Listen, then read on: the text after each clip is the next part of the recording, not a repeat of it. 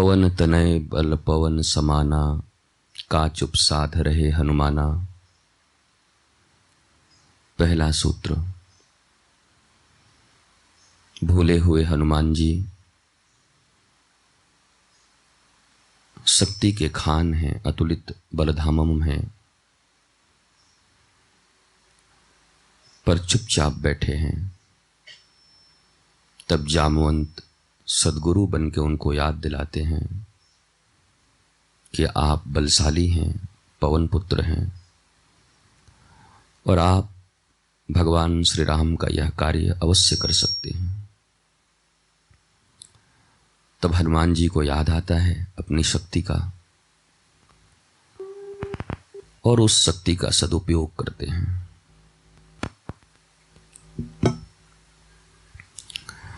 फिर अब भगवान श्री राम के कार्य के लिए आगे बढ़ते हैं। वो दूसरा स्टेप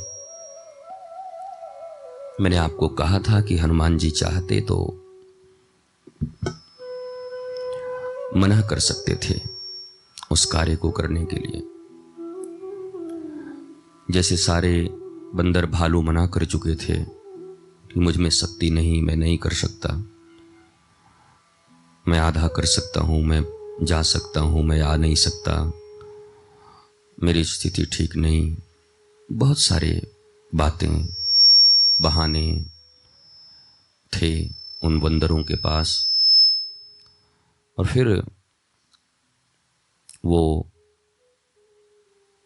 हनुमान जी के पास भी अवसर था कि वो कह देते जामुन जी को कि जामुन जी, मुझ में उतनी शक्ति नहीं है और मैं भी शारीरिक ज्वर से पीड़ित हूं, मैं जा नहीं सकता। पर हनुमान जी को जैसे ही याद दिलाया सदगुरु ने, वो निष्कपट हैं। बस उन्हें याद नहीं था कि उनमें उतनी शक्ति है। ये उनका दोष है हनुमान जी का, और यही दोष हम सब जीवों का है कि हम भी अनंत शक्ति संपन्न हैं, पर जब सीता की खोज करनी हो, शांति की खोज करनी हो जीवन में, तो हम बैठे रहते हैं चुपचाप। फिर जब कोई सदगुरु प्रबोध देता है हमें, तो बहुतेरे नहीं मानते, पर हनुमान जैसे लोग मान लेते हैं। तो हनुमान जी आगे बढ़े, आधार को तैयार किया, भगवान राम की शक्ति का स्मरण किया और चल पड़े। और रास्ते में पहली बाधा उनके चाचा, उनके अपने ही परिवार के सदस्य मैनाक और स्वर्ण का पर्वत। इसका अर्थ मैंने आपको बताया कि जब आप शांति की खोज में निकलोगे, जब आप आनंद की खोज में निकलोगे अपने गुरु के आदेशानुसार, तो सर्वप्रथम आपके जीवन में कोई राक्षसी बाधा नहीं आएगी, कोई देवता बाधा पैदा नहीं करेंगे, कोई आपका शत्रु बाधा पैदा नहीं करेगा। पहली बाधा अपने घर से, अपने ही लोगों के द्वारा होती है, जो हनुमान जी को हुआ सुंदरकांड में। पहला लोभ था परिवार का। परिवार कहता था थक जाओगे, पहले आराम कर लो, जाना नहीं चाहिए, तुम समझते नहीं। बहुत समझाया है चाचा की हैसियत से मैनाक ने। तो हनुमान जी वहां झगड़े नहीं करते, लड़ाई नहीं करते। वो लड़ सकते थे, मेरे ठाकुर जी के काम में बाधा डालते हो, मैं जा रहा हूं सीता का पता करने। तो नमन करते हैं, चाचा जी आपको मैं प्रणाम करता हूं, पर राम काज कीने बिना मोहि कहां विश्राम। जब राम काम करके आऊंगा तो जरूर विश्राम करूंगा इस आपके घर में, मैनाक पर्वत के ऊपर। तो सोना को भी ठुकराया नहीं, लात नहीं मारा धन को, और रिश्तेदारी को भी लात नहीं मारी, पर उनके रास्ते में बाधा बन के आए तो हनुमान जी ने बड़े तरीके से उनको निपटा दिया, प्रणाम करके आगे बढ़ गए। दूसरी बाधा देवताओं की तरफ से आई। उसके बाद देखो, पहली बाधा धन की, पहली बाधा रिश्तेदारी की, और दूसरी बाधा देवताओं के द्वारा। अभी भी शत्रु नहीं आया, राक्षस नहीं आए, विरोधी लोग नहीं आए। ये तो हम यूं ही शिकायत करते हैं कि हमको विरोधियों ने रोक दिया। हमें रोकते अपने ही लोग हैं, हमें रोकते देवता हैं। जब आप शांति के पथ पर चलते हो, जब आप आनंद के पथ पर चलते हो, तो आपको रोकने वाले प्रथम ये दो हैं। और आपको अगर ये याद रहेगा तो आप बिना लड़ाई किए, बिना झगड़ा किए, बिना उद्धत हुए आप उस बाधा को पार कर जाएंगे। सुरसा आई और यहाँ प्रतियोगिता शुरू हो गई। ये 4 योजन तो 8, ये 16, तो 32, ये 32 तो 64, बढ़ते ही रहे, बढ़ते ही रहे। हनुमान जी ने सोचा, मैं तो शांति पाने निकला हूँ, भक्ति के लिए निकला हूँ, सीता जी की खोज करने निकला हूँ। मैं कोई प्रतियोगिता करने थोड़ी निकला, कौन बड़ा कौन छोटा। मुझे तो कार्य से मतलब है। तो उस समय हनुमान जी ने अति लघु रूप, छोटा सा रूप बना लिया। और मैंने कहा आपको कि जीवन में बड़ा बनना आसान है, पर फिर बड़ा होकर लघु बनना ये सबके बस में नहीं है। ये तो हनुमान जी जैसे सरीखे लोग ही कर सकते हैं। तो हनुमान जी छोटे बन गए। प्रतिष्ठा न देखिए अपनी, मेरी कौन सी प्रतिष्ठा, मैं तो गुरु आज्ञा से राम काम के लिए निकला हूं और अपनी शांति खोजने निकला हूं। हनुमान जी को यह बोध है, सीता जी शांति हैं और मुझे भी शांति चाहिए, आनंद चाहिए। तो छोटा रूप बना के सुरसा के मुंह में प्रवेश करके कान से निकल गए, प्रणाम कर लिया। माता जी, आपने कहा था मुझे खाओगी, तो खा लिया, मुंह में प्रवेश कर गया मैं। देवताओं की बाधा को भी हनुमान जी ने बड़े तरीके से निपटा दिया। प्रतियोगिता करते रहते तो चलती रहती, तुम इतने बड़े मैं इतना बड़ा, तुम इतने बड़े मैं इतना बड़ा। हनुमान जी कहना, मुझे क्या मतलब इन सब चीजों से। मैं प्रतियोगिता या प्रतिस्पर्धा में नहीं आया, मैं शांति पाने आया हूं। अर्थात ये समझ लीजिए कि शांति के रास्ते में प्रतियोगिता भी बाधा है, प्रतिस्पर्धा भी बाधा है, देवता भी बाधा हैं, अपने भी बाधा हैं, धन भी बाधा है। लेकिन लात न मारना, प्रणाम कर लेना, बोलो बाद में स्वीकार करूंगा। अब आगे बढ़े तो सिंहिका मिली, छाया को दबा देती थी, पशु पक्षी गिर जाते थे, जो उड़ते थे पक्षी उनको खाती थी। इसका नाम है ईर्ष्या। ईर्ष्या का काम है, ईर्ष्या कभी आसपास के लोगों को या धरती पे चल रहे लोगों को नहीं मारती। ईर्ष्या सदा ऊंचा उड़ने वाले लोगों को मारती है। तुमसे जो ऊंचा है उसी से तो ईर्ष्या होती है तुम्हें, अपने से छोटे से कहां ईर्ष्या होती है। तो सिंह का ईर्ष्या है, तो वो उससे जो ऊपर उड़ते थे परछाई पकड़ के गिरा देती थी। इसका अर्थ क्या हुआ? समाज में ऊंचे उठे हुए लोग अपने कर्तव्य से जो उठे हैं, कर्म से उठे हैं, हम कभी कभी अपने जलन में, अपनी ईर्ष्या में, अपने तुच्छ स्वार्थ में उनके ऊपर अनर्गल आरोप लगा के उनको गिरा देते हैं, उनकी परछाई को पकड़ के। कभी कोई आरोप, कभी कोई आरोप। हनुमान जी जैसे महाबली को सिंहिका ने गिरा दिया समुद्र में पकड़ के। ये ईर्ष्या बड़ों बड़ों को गिरा देती है, किसी को नहीं छोड़ती। तो हनुमान जी विचार कर रहे हैं कि शांति की प्राप्ति की बाधा में अपने लोग आए तो प्रणाम कर लेना, धन आए तो स्पर्श कर लेना, छोड़ना मत। देवताओं की बाधा आए तो उनसे निपट लेना। कैसे? बिना प्रतियोगिता के, लघु रूप करके, हम तो छोटे हैं। तीसरी ईर्ष्या, हनुमान जी ने कहा ना, ईर्ष्या को छोड़ना मत। अगर इसे छोड़ दिए तो ये शांति प्राप्ति में बाधा बनेगी। इसलिए उन्होंने ईर्ष्या को मार दिया। आप ध्यान दो, मैंने परसों भी कहा था कि हनुमान जी मारते किसी को नहीं है इस यात्रा में, पर एक इसको मारना पड़ा। मानो हनुमान जी हमें शिक्षा दे रहे हैं कि जीवन में धन भी कामयाब, जीवन में रिश्तेदारी भी जरूरी है। बस राम काम में बाधा आए तो निपटा दो धीरे से, प्रणाम करके कि हाँ ठीक है भैया, मैं आता हूं लौट के। और देवताओं की बाधा आए तो वहां छोटे बन जाओ कि नहीं, मैं कहां बड़ा हूं। पर अपनी यात्रा मत छोड़ना। हनुमान जी ने यात्रा नहीं छोड़ा, चाहते तो लौट आते। और राम जी को कहते, राम जी ये क्या तरीका है?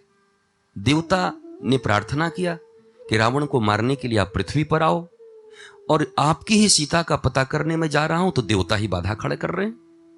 मैं नहीं करूंगा, ये अपने लोग हैं, अपने लोग बाधा सृष्टि करते। बाधा तो अपने ही लोग सृष्टि करते हैं, पराये को क्या मतलब है तुमसे, दूसरों को क्या मतलब है तुमसे, अपने ही लोग तो सदा सृष्टि करते हैं। तो हनुमान जी ने कोई शिकायत नहीं किया। हनुमान जी ने सोचा, प्रभु ने मुझे भेजा है, गुरु जामवंत ने मुझे भेजा है, मुझ में कोई योग्यता होगी, कोई क्वालिटी होगी, वरना लाखों बंदर थे, मुझसे बलवान थे, वो न गए, मुझे भेजा है, इसका मतलब है मुझ पर भरोसा है उनका। और वहां से निकल गए, पर ईर्ष्या को एक मुक्का देके मार डाला। हनुमान जी कहते हैं, ईर्ष्या मत रहने देना अपने जीवन में।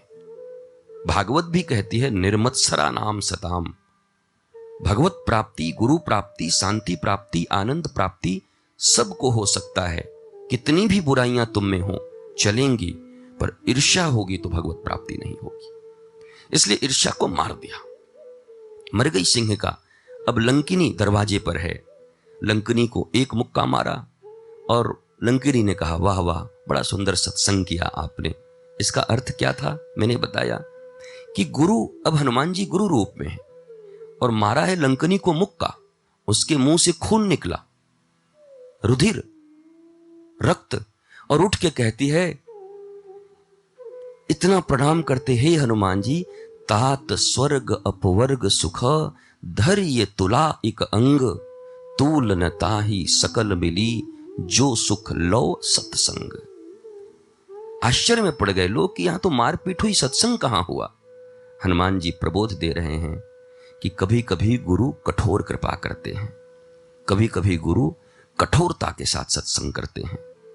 आज लंकिनी के लिए मुष्टिका ही सत्संग है, और वो कहती है कि आज का सत्संग, एक पल का सत्संग मेरे सारे जीवन की उपलब्धियों से भारी पड़ गई। और फिर वही लंकिनी जो गाली देती थी हनुमान जी को, चोर कहां जाता है, मेरा आहार है, तुझे खा जाऊंगी, फिर क्या कहती है, प्रविश नगर कीजे सब काजा, हृदय राखी कौशलपुर राजा। एक राक्षसी सत्संग के बाद हनुमान जी को आशीर्वाद दे रही है।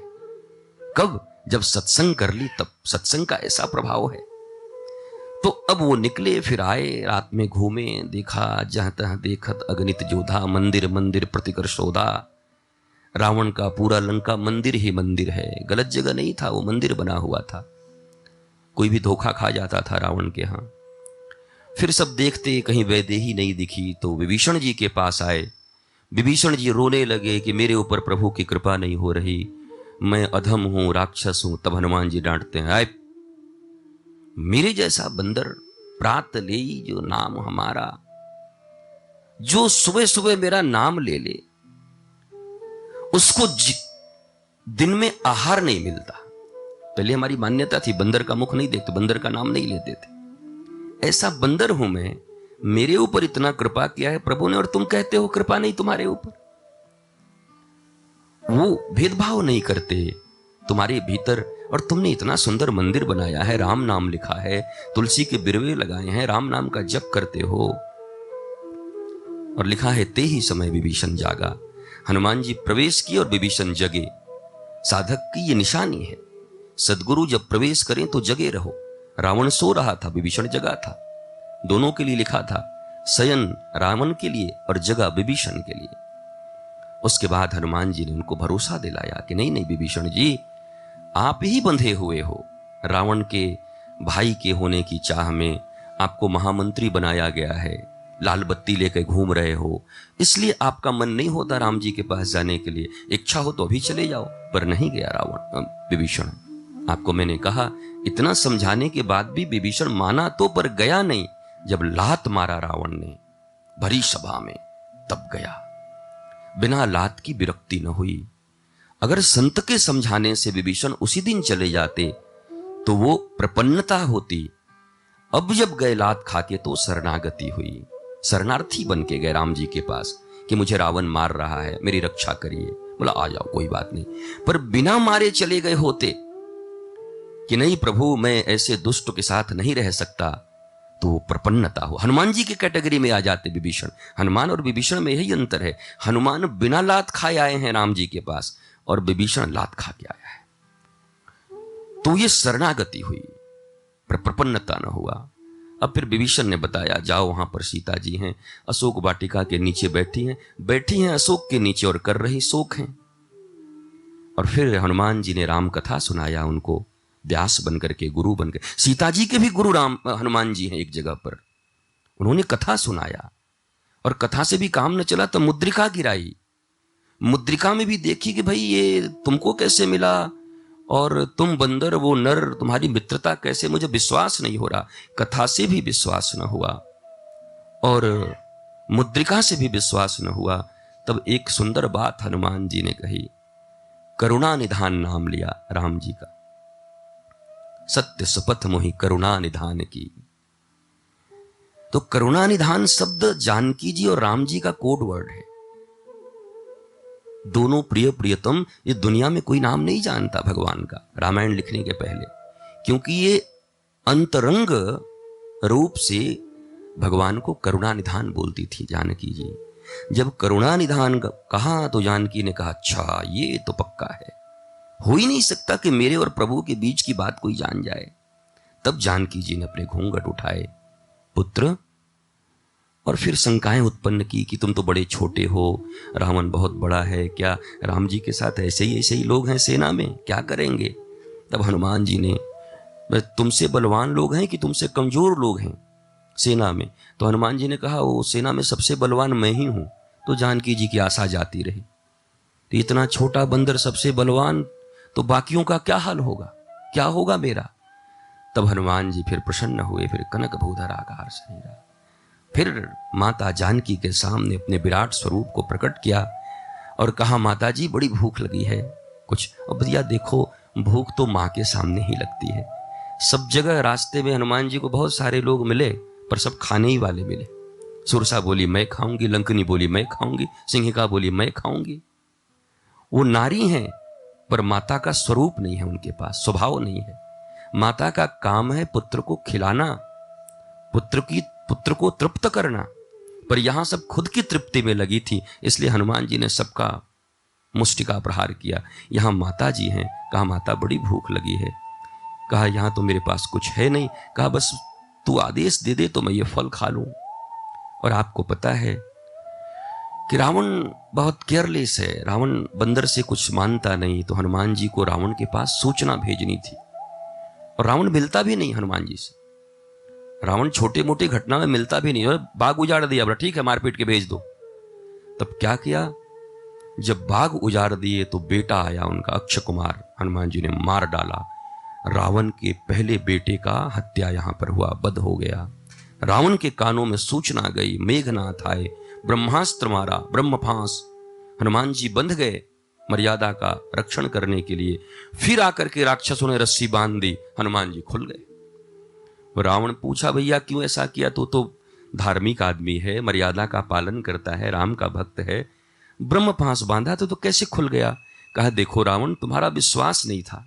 एक बार जब ब्रह्म पास मार दिया मेरे ऊपर, उसके बाद भी तुम्हारे राक्षस लाके मुझे सीकड़ से बांध रहे हैं, चेन से, कोई रस्सी से। उनको ब्रह्म पास के ऊपर विश्वास नहीं है, इसलिए मैंने तोड़ दिया। मानो हनुमान जी ये शिक्षा दे रहे हैं कि जीवन में अपने इष्ट और गुरु के प्रति जब समर्पण हो गया, तो फिर छोटी छोटी रस्सियों की चिंता मत करो, छोटे छोटे सीकड़ों को बांधते मत चलो, नहीं तो मर्यादा तोड़ देंगे गुरु भी मर्यादा तोड़ देंगे तुम्हारे लिए। हनुमान जी ने कहा तुम्हारे बेटे ने मारा मुझे ब्रह्मपास में, बंध गया, गिर गया, बांध के मुझे ले आता तुम्हारे राजदरबार में, पर इसकी मूढ़ता तो देखो, एक तरफ तो ब्रह्मपास मारता है, दूसरी तरफ विश्वास भी नहीं है और बांध रहा है दूसरी रस्सियों से। ये एक सुंदर ज्ञान दिया हनुमान जी ने। फिर हनुमान और रावण की चर्चा हुई। आपको पता है रावण भी विद्वान है, हनुमान जी भी विद्वान है, विद्वता की चर्चा हुई। बस रावण के भीतर यह है कि वो बड़ी उल्टी भाषा बोलता है, हनुमान जी सीधी सीधी भाषा में उसको समझाए। तो अंत में क्या हुआ, रावण ने कहा कि इसको मारो पीटो, हाथ पैर तोड़ो, भेजो। विभीषण ने कहा यह उचित नहीं होगा, लगे इसकी पूंछ में आग लगाओ। पूंछ का मतलब क्या है, देखो दुनिया में जब तुम्हारी पूंछ बढ़ जाएगी तो तुम में भी आग लगाने के लिए लोग आ जाएंगे। जिसकी जितनी पूंछ होती है आग लगाने वाले उतने लोग हैं। पूंछ माने पूंछ समझ लो, तुम्हारी पूंछ तुम्हारी प्रतिष्ठा। हनुमान का प्रतिष्ठा, हनुमान का बंदर का प्रतिष्ठा, बंदर का मूल चीज पूंछ ही है। पूंछ न रहो तो बंदर एक पेड़ से दूसरे पेड़ पर कई बार गिरेगा। पूंछ का बड़ा सहायता लेता है बंदर। लंगूर, बंदर की बात नहीं करता मैं, लंगूर की बात कर रहा हूं। हनुमान जी बंदर थे भी नहीं, लंगूर थे। लंगूर के जिनका पूंछ बहुत लंबा, इन बंदरों का भी होता है छोटा छोटा। तो अब वो क्या किया, हनुमान जी की पूंछ में आग लगाई गई। हनुमान जी ने पूरे लंका में आग लगा दिया। विभीषण का घर बच गया। तो गोस्वामी जी ने और एक संत ने चुटकी ली कि भाई नियम यही है कि जिस घर से चंदा आता है बाद में पैकेट में प्रसाद वहीं जाता है। सब घर से वस्त्र और तेल आए थे, विभीषण नहीं दिया था, इसलिए हनुमान जी ने वहां प्रसाद नहीं पहुंचाया, बाकी सबरे को जला दिया। जिन्होंने भी इतना कपड़ा और इतना तेल दिया था हनुमान जी ने सबको जलाया। भैया चंदा दिए हो तो प्रसाद भी पाओ। विभीषण का एकमात्र घर बचा। उसके बाद हनुमान जी सीता जी के पास आते हैं। माता जी से बड़ी चर्चा होती है, कारुणिक चर्चा। रोती हैं कि रघुनाथ मुझे भूल गए, राक्षसों के बीच छोड़ दिए, एक सेकंड मेरे बिना रहते नहीं थे, एक पल नहीं रहते थे, कैसे उनका हृदय मानता है। तो हनुमान जी उनकी व्याकुलता की चर्चा करते हैं। माता जी, राम जी भी बहुत व्यग्र हैं, व्याकुल हैं, नींद नहीं आती, पेड़ों से पूछते फिरते थे। तो माता को थोड़ा आश्वासन दिया, उनको सुख दिया और हनुमान जी उनका आशीर्वाद लेकर चले। यहाँ पर है अष्ट सिद्धि नवनिधि के दाता असबर दिन जानकी माता। उन्होंने दिया कि तुम्हें अष्ट सिद्धियां और नवनिधियां दे रही हूँ। हनुमान जी ने कहा आप सच्ची माँ हो, नकली थोड़ी हो, तो नकली चीज मत दो, असली दो। माता जी बोली अष्ट सिद्धि नवनिधि, नौ दुर्गा का काम है अष्ट सिद्धियां देना और नवनिधियां देना। दुर्गा की पूजा इसीलिए तो करते हैं, वो रिद्धि और सिद्धि दे सकती हैं। रिद्धि सिद्धि निधि ये शक्ति प्रदान करती है। तो भगवान हनुमान जी कहते हैं कि मुझे ये प्राप्त करना होता तो मैं दुर्गा के पास जाता, मुझे इन सब से क्या मतलब, रिद्धियों से, सिद्धियों से, निधियों से। बोला फिर? कहा माता जी आप मेरी परम माता हो, आपके पास एक परम वस्तु है। क्या है? राम रसायन तुम्हारे पासा और सदा रहूं रघुपति के दासा। ऐसी वरदान दीजिए, कृपा करिए कि वो राम जी का सदा मैं दास बना रहा हूं। एक तरफ सिद्धि और रिद्धि है और निधियां हैं जिनको पाके मनुष्य स्वामी बन जाएगा, हवा में उड़ जाएगा, पानी में चल जाएगा, रुपए पैदा कर लेगा, पता नहीं क्या कर दे। एक सिद्धि कोई प्राप्त कर ले तो कितना बड़ा महात्मा बन जाता है, दूर दूर तक प्रचार हो जाता है उसका। और यहाँ आठों सिद्धि और नौ निधि की बात है। हनुमान जी ने ठुकरा दिया, नहीं माता मुझे ये नहीं चाहिए। क्यों? बोला मैं जानता हूं इससे भी बड़ी वस्तु तुम्हारे पास है। बोला इससे बड़ी क्या है? बोला इससे बड़े राम रसायन तुम्हारे पास। रसायन कहते हैं तुमको पता ही है भैया, एक औषधि होती है और एक औषधि के पहले रसायन बोलते हैं उसको। तो जब रोग हो जाए तो औषधि खाते हैं और रोग न हो इसके लिए रसायन लेते हैं। देखना वैद्यनाथ में, डाबर में बहुत सारे रसायन मिलते हैं, रोग के पहले हैं वो, रोग न हो इसके लिए खाया जाता है। हनुमान जी कहते हैं मुझे रोग न हो इसलिए राम रूपी रसायन मुझे दे दो, राम भक्ति का रसायन। मैं रोगी नहीं बनना चाहता, इसलिए राम रसायन, राम रसायन तुम्हारे पासा और सदा रहूं रघुपति के दासा।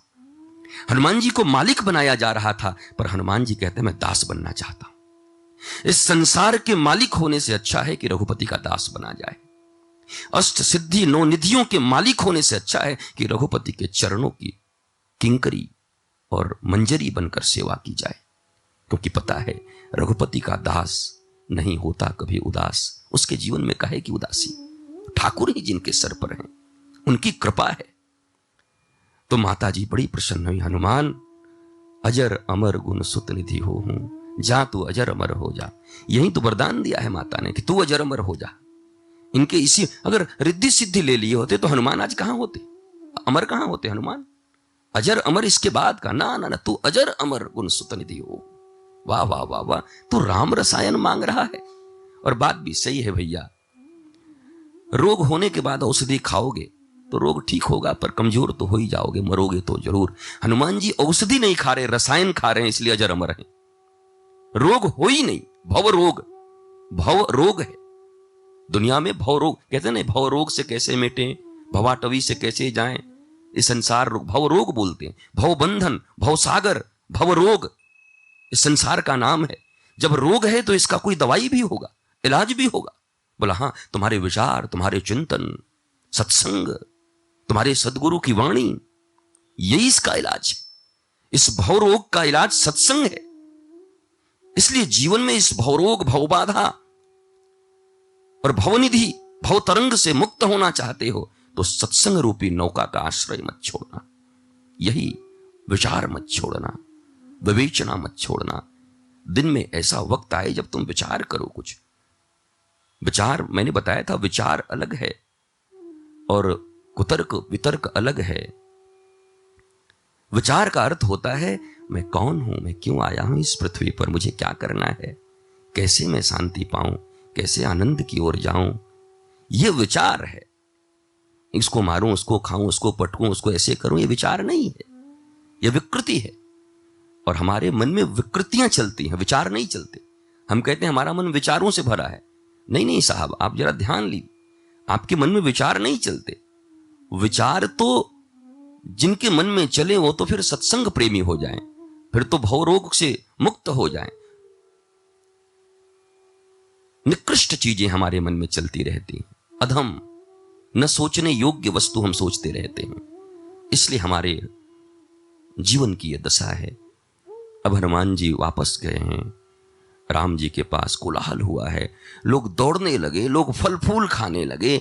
वो अंगद गए जाकर के, पूरा उधर भी बड़ा बागीचा था, तोड़ ताड़ के सब खाने लगे। उनके मामा का एक बागीचा था, नाम था दधिमुख। और मामा जी ने कहा ये क्या कर रहे हो, मेरा नोच रहे हो, उठा के पटक दिया, चुप रहे मामा। हनुमान जी काम करके लौट आए, चारों तरफ खुशी है, बंदरों में खुशी है। क्यों खुशी है बताओ? हनुमान जी जाते समय क्या किए थे? छोटे बड़े सबको प्रणाम करके गए थे।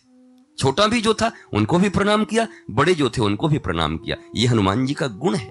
नहीं तो हनुमान जी कह सकते थे कायरों हिजड़ों, कोई जा नहीं सकते थे, मैं जा रहा हूं, देखो सब मुंह में मिट्टी लगा के बैठे हुए हो। पर जैसे ही हनुमान जी को उनके गुरु ने कहा जाओ, हनुमान जी ने छोटे बड़े सबको प्रणाम किया। आशीर्वाद दीजिएगा कि मैं माता का पता करके आऊं। जब महत् कार्य में निकलिए, जब बड़े कार्य में निकलिए, तो कोई आपसे छोटा हो बड़ा हो सबको प्रणाम करिए, किसी को शत्रु न बनाइए, सबको प्रणाम करते हुए निकलिए, सबके आशीर्वाद लेते हुए निकलिए। और तब वो क्या है, आपके लिए बाधा नहीं बनेंगे। नहीं तो छोटी सी तिनके भी आंख में पड़ जाए तो बड़ी बाधा हो जाती है। इसलिए किसी को अपना दुश्मन न बनाइए, शत्रु न बनाइए, आप न बनाइए। वो बनना चाहता हो तो उसकी मर्जी। राम नहीं बनाना चाहते, रावण बनता है तो रावण की मर्जी, रावण का अंत सब जानते हैं। कृष्ण नहीं बनाना चाहते, कंस बनता है तो कंस की मर्जी, कंस का अंत सब जानते हैं। कृष्ण नहीं चाहते कि शिशुपाल मेरा दुश्मन बने, पर शिशुपाल बनता है तो शिशुपाल का गति सब जानते हैं। आप मत बनाइए। आप दुश्मन न बनाएंगे तो आपके दुश्मन न रहेंगे, ये किसने कह दिया? अजात शत्रु का अर्थ होता है आप किसी को शत्रु मत मानो। दुनिया में किसी का कोई शत्रु ना हो, इसको अजात शत्रु नहीं कहते। अजात शत्रु, मेरा कोई शत्रु नहीं दुनिया में, नहीं। शत्रु आपके होंगे, आप नहीं मानते, मैं नहीं मानता आपको शत्रु। सजग रहिए, जागृत रहिए। उत्तिष्ठत जागृत प्राप्य वरान निबोधत। आप जागृत रहिए। आपसे कोई शत्रुता करता है उसकी मर्जी, वो समझे। क्योंकि आप शत्रु मानोगे तो आप, फिर तो प्रतियोगिता हो गई, चांसेस हैं कि आप भी मारे जाओ। पर आपने शत्रु मानना छोड़ दिया। राम कभी शत्रु नहीं मानते रावण को, इसलिए रावण मरा। कृष्ण नहीं मारते शत्रु, मानते ही नहीं। कंस मानता है कृष्ण मेरा शत्रु है, वो मरा। तो अजात शत्रु का अर्थ, हनुमान जी ये सिखा रहे हैं कि मैं शत्रु नहीं मानता, बाकी जिसको मानना है मानो। तो बड़ी खुशी की लहर दौड़ गई, चारों तरफ लोग दौड़ने लगे। अब जामवंत जी दौड़े दौड़े गए जाकर के और सुनाया रघुवीर जी को, रघुनाथ जी कमाल हो गया, कमाल हो गया। बोला क्या हुआ? हनुमान जी आ गए, सफल होके जगत पता करके आ गए। 2-4 एक्स्ट्रा काम कर भी कर आए हैं, केवल पता ही नहीं किया, लंका उनका जला उला के आए हैं, सब अच्छा काम करके आए। अब 33 श्लोकों में, 33 दोहों में हनुमान जी चुप हैं और राम जी केवल बोल रहे हैं। सुंदरकांड 60 दोहों का है। 27 में हनुमान जी की कीर्ति है। हनुमान जी खूब अपनी बोल रहे हैं, बलशालिता दिखा रहे हैं, सीता का पता करके आ रहे हैं। सफलता मिल गई। अब 33 दोहे तक हनुमान जी के मुख से आवाज नहीं निकल रही। सफलता पचाना सीखिए। सफल होना बड़ी बात नहीं है, सफलता को पचाना बड़ी बात है।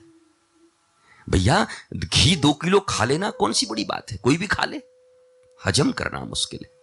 हनुमान जी हजम कर रहे हैं, इतनी बड़ी सफलता कोई न ला पाया, कोई न कर पाया।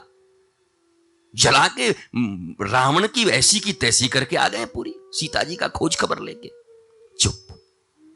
जामुन जी कह रहे हैं देखो तुम न बोलो परमात्मा के पास कि मैंने ये किया ये किया, अब गुरु ने भेजा था, अब गुरु ही फिर बता रहे हैं परमात्मा को।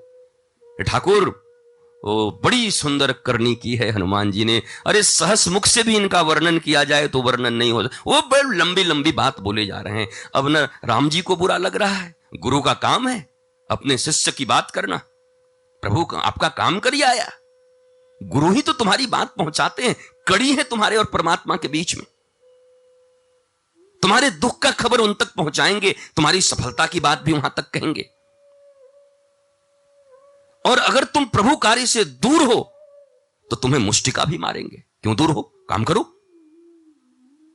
यही तो गुरु है। आज जामुन जी वर्णन कर रहे हैं, प्रभु क्या कहूं, उनको तो डाह करना चाहिए था, मैं बूढ़ा होके नहीं कर पाया। सब बंदर खुश है, वाह वाह हनुमान जी। हनुमान जी आते के साथ पहले सबको प्रणाम करते, भैया आप लोगों के आशीर्वाद से काम सफल हो गया, नहीं तो मैं तो फंस गया था बुरी तरीके से। आपको प्रणाम करके गया था, आपकी दुआ ने हमको विजय दिला दी, सब आपकी कृपा। सफलता हजम करिए, सफलता पे खुद गुणगान न करिए, आप न कहिए अपने मुख से, नहीं तो आप बड़बोले हो जाएंगे। आपने जीवन में कोई भी काम किया हो, आप न बोलो, लोगों को बोलने दो। आप बोलोगे तो बड़बोले कहलाओगे और लोग हेय दृष्टि से देखेंगे आपको, सुनेंगे जरूर आपकी बात, बाद में हंसेंगे आपके ऊपर, देखो इसका अहंकार, मूर्ख है। आप न बोलिए, आप शांत रहिए, आप चुप रहिए, क्योंकि परमात्मा आपसे काम कराते हैं, गुरु आपसे काम कराते हैं, तो गुरु को कितनी प्रतिष्ठा आपको देनी है वो गुरु ही जानते हैं। और आप अपने मुख से अपना यश का वर्णन करो और गुरु आपके यश का वर्णन करे, दोनों में आसमान जमीन का अंतर है। परमात्मा आपके यश का वर्णन करे, आसमान जमीन का अंतर है। तो आज जामुन जी राम जी के सामने हनुमान जी की बड़ाई कर रहे हैं, ऐसा हुआ ऐसा हुआ, ओहो। अब हनुमान जी तो, राम जी तो एकदम आंखों से आंसू, अरे कैसे आपका उपकार चुकाऊं, आपने तो मुझे ऋणी कर दिया हनुमान जी, अब मैं क्या करूं। हनुमान जी चुप, एकदम चुप हैं, उनकी आंख से भी आंसू गिर रहे हैं। और जैसे ये सब बात शुरू हुई कि हनुमान जी चरण पकड़ के, अब भगवान राम का ये चरण ऐसे पकड़ते हैं हनुमान जी, आपको पता है कई बार बताया हूं, हनुमान जी ऐसे घोंटू से प्रणाम नहीं करते, ये जो जगह है ना इसको पकड़ते हैं ऐसे, हनुमान ये पकड़ते, प्रपद बोलते हैं इसको, प्रपद, प्रपद प्रपन्नता, मतलब आप मुझे लात भी मारो, जैसे मैं आपको ऐसे ऐसे पकड़ा हुआ हूं, मैं लात मार दूंगा तो छूट जाएगा। हनुमान जी का पकड़ने का अर्थ यह ऐसे करके पकड़े हैं, एक हाथ ऐसे कि प्रभु लात मारो जूता मारो, मैं छोड़ने वाला नहीं हूं। इसको प्रपत्ति बोलते हैं, प्रपन्नता बोलते हैं। हनुमान जी प्रपन्न है, विभीषण शरणागत है। शरणागति में आओगे तो एक दिन चले जाओगे, तुम्हारी कोई इच्छा पूरी ना होगी तो तुम चले जाओगे, पर प्रपत्ति में आओगे तो लात भी खाओगे तो नहीं, मेरे तो गिरधर गोपाल दूसरो न कोई, मैं जाऊंगा कहां, रास्ता कहां, मेरी गति कहां है और आपके सिवा जीवन में। इसको प्रपत्ति बोलते हैं, इसको प्रेम बोलते हैं, इसको संबंध बोलते हैं गुरु शिष्य का, इसको भक्त और भगवान का संबंध बोलते हैं। तो हनुमान जी रोए चले जा रहे हैं, राम जी रोए चले जा रहे हैं, राम जी बड़ाई करे चले जा रहे हैं। अंत में हनुमान जी ने कहा, प्रभु क्या आप चाहते हैं कि मैं भी अभिमानी बन जाऊं, कृपा करिए नाथ, कृपा करिए। राम जी पूछे क्यों रो रहा है हनुमान, तू क्यों रो रहा है, तू तो इतना बड़ा काम करके आया है। हनुमान जी कह रहे हैं आप जो कर रहे हो तो मुझे शंका हो रहा है कि मैं सेवा नहीं कर पाया हूं, मुझसे कुछ त्रुटि हुई। क्यों सब लोग तुम्हारी बड़ाई कर रहे हैं, मैं खुद रो रहा हूं। लक्ष्मण से दूना है तू, भरत जैसा मेरा भाई है, को तेरा उपकार नहीं चुका सकता। भरत भाई कपीते उरिन हम नाही, भरत को कहते हैं राम जी कि भरत तेरे ऋण से ऋण हो सकता हूं, क्योंकि तू मेरा भाई है, सेवा किया तो कोई बात नहीं, चल तू तो भाई है ना, भाई है, रिश्ता नाता है तेरा मेरे से, एक पिता के बेटे हैं हम। तूने बहुत किया, इतना किया जो दुनिया में कोई नहीं कर सकता, पर तेरा ऋण चुक जाएगा क्योंकि तू भाई है। पर कपि से उरिन हम नाही, ये मेरा कौन था, मैं नर ये बानर, इससे कैसे उरिन होऊंगा। तो हनुमान जी कहते हैं, प्रभु कुछ गलती हो गई हो, कुछ त्रुटि हो गई हो तो क्षमा कर दो, पर ऐसे अपने मुख से मेरी बड़ाई न करो। और ये झूठा रोना नहीं है हनुमान जी का, हमारी आपकी तरह। हम आपकी तारीफ करें तो आप कहोगे नहीं सब आपकी कृपा है, पर मन के भीतर आपका ये रहता है कि हाँ मैंने किया है। तभी तो आप चिढ़ जाते हो, तभी तो आप कभी बहक जाते हो।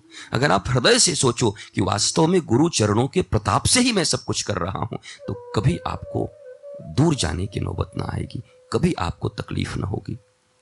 जब थोड़ा अंतर होता है, अंतर में लीजिए, जब बोलिए मुख से तो हृदय में भी महसूस कीजिए, नहीं गुरु चरणों की ही कृपा है मेरे ऊपर, भगवत चरणों की कृपा है।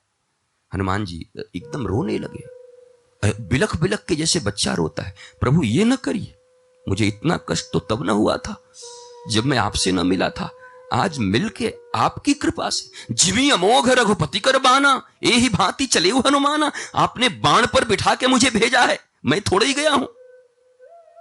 और फिर वहां मुझे कहा है उस लंकिनी ने, प्रविश नगर की जय सब काजा, हृदय राखी कौशलपुर राजा। आपको हृदय में रख के सीता जी को पता करने गया हूं, इसमें मेरी क्या बड़ाई है।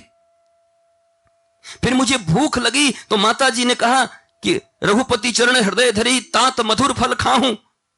मैं फल भी खाया तो आपके चरण को हृदय में रखकर बढ़ना मेरा क्या प्रताप, मैं कैसे खा सकता था। इसलिए कृपा करिए, न कहिए ऐसी बातें। ऐसे कह के तो आप मुझे दूर कर रहे हैं, मुझे अपना न समझ रहे हैं। बड़ी रोए हनुमान जी और राम जी दोनों गले लगे हैं। सफलता कैसे मिले, सुंदर कांड बताती है। सफलता मिल जाए तब क्या करें, सुंदर कांड बताती है। सफलता के बाद क्या करना है, यह भी सुंदर कांड बताती है। ये सूत्र हैं सुंदर कांड के, और तीनों हनुमान जी से सीखिए। मिलने के पहले कैसे करना है, जब मिल गई लंका में सफलता तब भी पागल ना हुए, चुपचाप हैं। लोग थूक रहे हैं, लोग गालियां, सीता का तो पता चल गया था, चले जाते बिना खाए पिए। लेकिन सफलता मिल गई, खोज लिया। यहां रंगा जराने थोड़ी आए थे, वो सीता पता करने आए थे, कर लिया था। फल खाने की क्या जरूरत थी, वापस चले जाते। सफलता मिल गई तो अब हनुमान जी कैसे जिए। सफलता मिलने के बाद लात जूता खाए, गालियां सुने, थूक दिया है लोगों ने, पर चुप, सफलता पाके चुप। कि उनको पता है रघुपति चरण हृदय धरी, तात मधुर फल खाऊं। मैं तो मधुर फल खाने आया हूं, और जो मधुर फल खाएगा उसको कुछ कांटों से भी गुजरने पड़ते हैं। गुलाब के फूल तोड़ते समय 2-4 कांटे हाथ में लगते हैं। हनुमान जी कहते हैं माता सीता के आदेश से मैंने इतना मधुर फल खाया है तो कांटे भी तो मुझे ही लगेंगे। हम फल खाना चाहते हैं, कांटों से दूर रहना चाहते हैं। हनुमान जी को पता है फल खाऊंगा तो कांटे भी, फूल लूंगा तो कांटे होंगे ही। ये जीवन दुख और सुख से भरा है, किसी एक चीज की प्राप्ति हो ही नहीं सकती। न केवल दुखी हो सकते हो, न केवल सुखी हो सकते हो, यह मिश्रित होगा। जब तक आनंद तक नहीं पहुंच जाते तब तक सब मिलेगा, दुख भी, सुख भी, कांटे भी, फूल भी, फल भी, अपमान भी, सम्मान भी, प्रेम भी, करुणा भी, सब मिलेंगे। और सबको स्वीकार करना, गुरु आशीर्वाद समझकर, भगवत आशीर्वाद समझकर। ऐसा जब आशीर्वाद तुम पर बरसे तो सुंदर कांड की पूर्णता होती है। इसे बहुत कैसे बता सकता हूं, सुंदर कांड की महिमा और चंद घंटों में कहना संभव नहीं है। पर भगवत कृपा से जितनी समझदारी, जितना प्रबोध मुझे मिला, मैंने सुंदर कांड की चर्चा की। कुछ और याद कभी आएगा तो और बताऊंगा, अभी तो जीवन पड़ा है मेरा आपका, चर्चाएं होती रहेंगी। पर ये 3 चीज सीख लीजिए। हनुमान जी जब जा रहे थे तब क्या किए, जाने के पहले भूले हुए थे, गुरु ने याद दिलाया।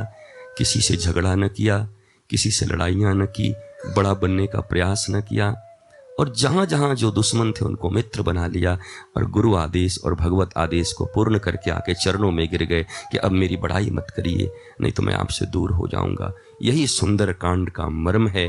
मैंने एक दिन आपको कहा था, ब्यूटी पार्लर आपके शरीर को और चेहरे को सुंदर बनाती है, और रामचरितमानस का यह सुंदर कांड आपके मन और हृदय को सुंदर बनाती है। तो इस ब्यूटी पार्लर में, सुंदर कांड के ब्यूटी पार्लर में हमारा मन, विचार, बुद्धि शुद्ध हो, सुंदर बने। ठाकुर की ऐसी कृपा हम पर हो, गुरु की ऐसी कृपा हो। इन्हीं बातों से आज सुंदर कांड को विश्राम दे रहा हूं। बाद में फिर कभी